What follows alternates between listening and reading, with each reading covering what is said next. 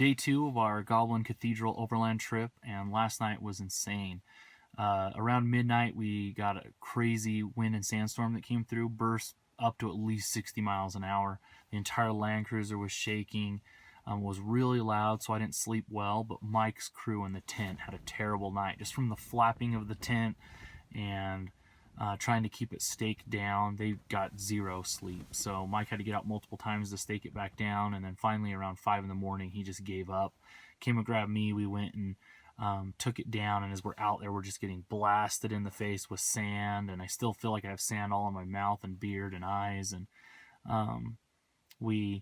luckily we got it down. We got them in the Forerunner, and now I'm just trying to let them sleep in since they got zero sleep, and still so windy I don't even think we'll be able to cook breakfast right now. So I think we'll just pack up and head towards Torrey, Utah, where we have to go to get fuel, and then from there we'll head on the rest of the trip to the Burr Trail switchbacks. So let's hit the trail. Once the rest of the crew was awake, we opted to skip breakfast and just head out on the trail. We'd spent some time looking over the maps and comparing that against how much fuel we had left, and decided that we didn't need to head into Torrey, Utah to fill up. This was going to give us the chance to spend more of our time exploring around Capital Reef, which we were totally game for.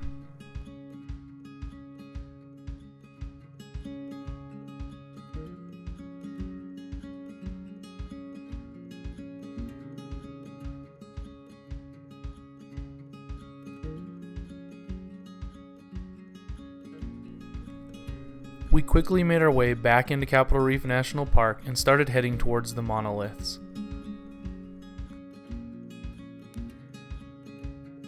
With breathtaking views on all sides, we slowly made our way through this portion of the park. Our CBs were buzzing as we excitedly pointed out different rock formations, scenery, and wildlife. In the distance, we could often see antelope grazing and birds of prey scouring the desert floor for movement. It's trips like this that feed my desire to explore, each turn better than the last, and many more to come. It seems as if the desert is always calling, enticing explorers with its warm weather, contrast of colors and terrain, and the promise of stunning remote locations that are begging to be visited.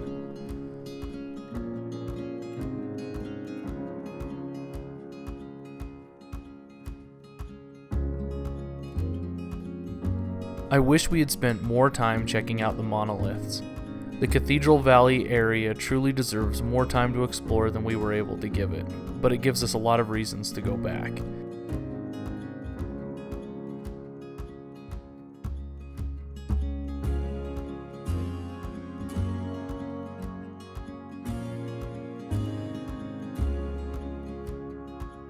As we made our way towards the monoliths, clouds started to move in and began to rain.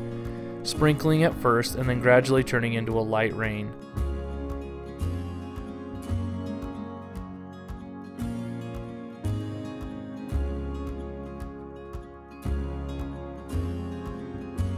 By the time we reached the switchbacks leading up out of the valley, the rain had really started to come in and the ground started to get a lot softer and muddier. I was glad we were able to make it through the switchbacks and up on top before it got too bad.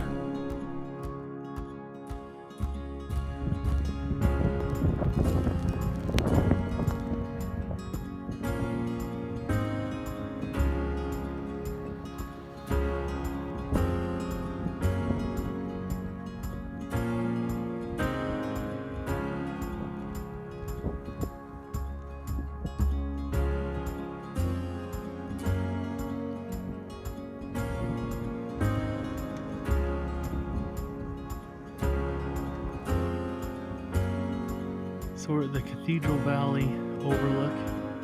You can see all the main cathedrals out there. Completely stunning. Over here to the left is the road that came up. It takes you through these switchbacks. Right over there. So, beautiful, remote. We haven't seen another rig yet today. Just an amazing view. It's a little bit of a shame it's a little wet, so you can't see quite as well. Time to get back on the trail.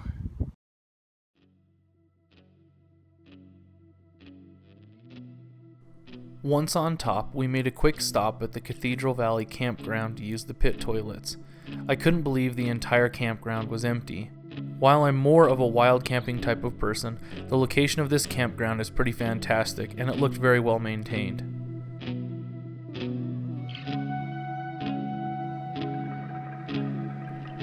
Continuing to move on, we made 2 more extended stops at the Upper Cathedral Overlook and the Upper South Desert Overlook to take pictures and do some exploring.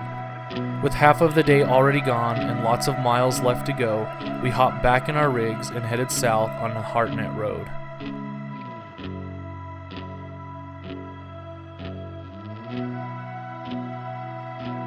It was here that we actually passed the first couple of rigs of the trip as we made our way towards the South Desert Overlook.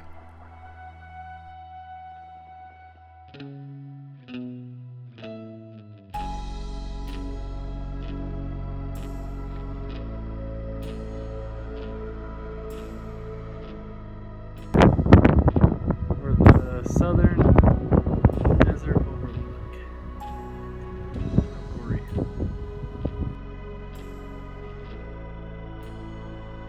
The closer we got to the Fremont River, the more nervous I became. I consider myself a novice when it comes to forging rivers, and I wasn't sure how deep it would actually be. We'd had a big winter this year, and combining that with the rain we'd received that morning, I was worried that the river would be impassable. We'd met a couple at the Southern Desert Overlook who had crossed the river a couple of days before. This helped to ease my tensions, as they said the river was a little high, but nothing that made it impassable.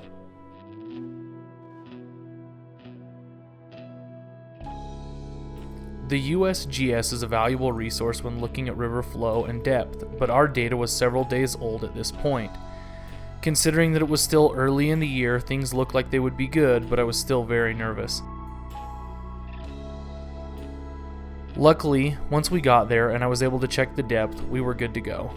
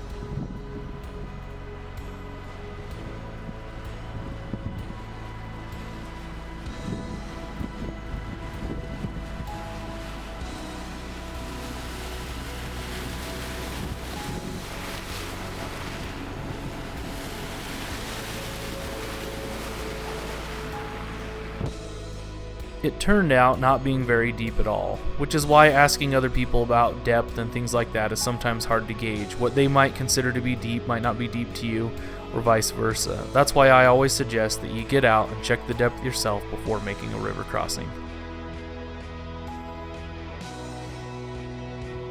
We'll stop for lunch.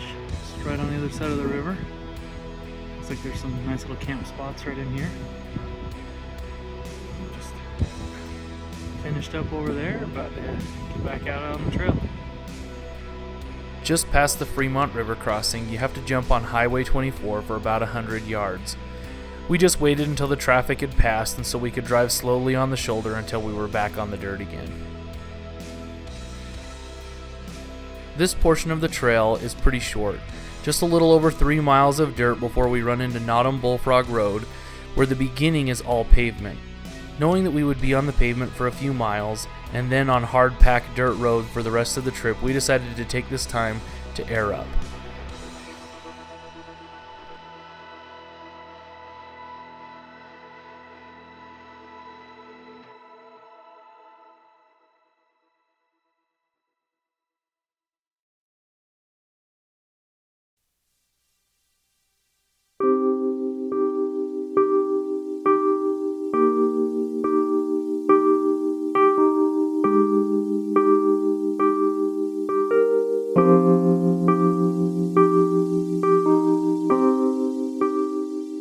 Even the paved areas are completely stunning. Hoodoo's on our left and beautiful mountains on the right. It's incredible how beautiful this little corner of Utah is.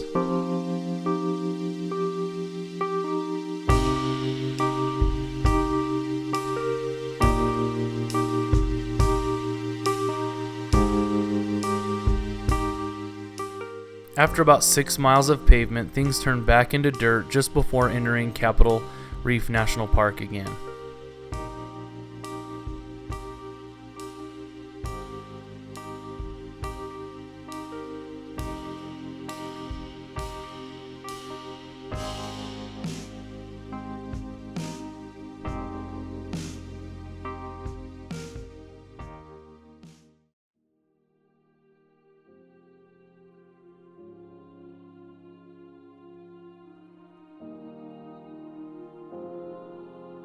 Notom Bullfrog Road is a destination in and of itself. It runs along the water pocket fold of Capital Reef National Park with many places to pull off and take pictures. It's absolutely stunning. There's also several good hiking trails in the area, including hiking up to see several small arches. The road also leads all the way to Bullfrog Marina at Lake Powell National Recreation Area.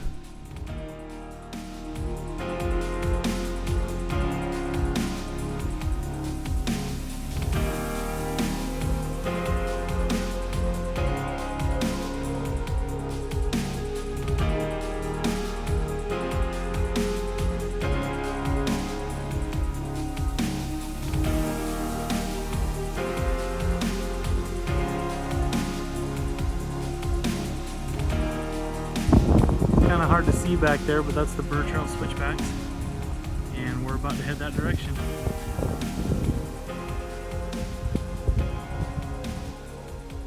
The Burr Trail switchbacks were everything we had hoped they would be and more.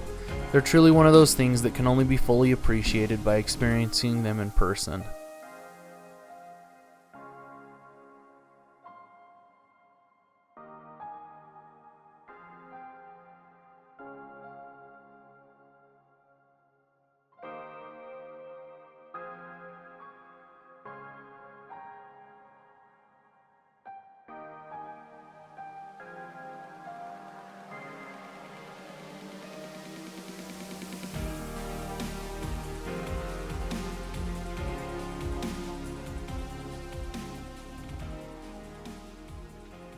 Here's just a look about midway up through the Burr Trail switchbacks.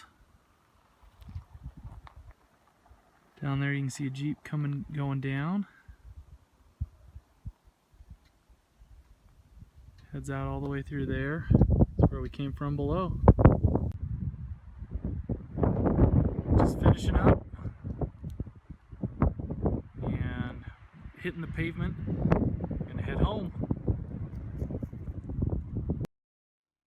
Hey, if you enjoyed this episode and would like to see more like it, please subscribe to our YouTube channel. You can also check us out on Instagram at Backroad Exploration. Thanks for watching.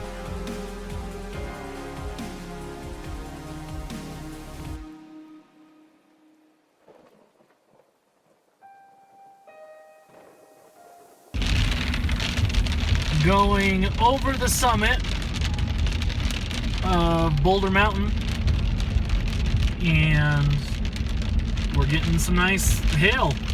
So it's amazing that we've climbed so much that we went from being in pretty much a desolate desert to mountains with hail and snow.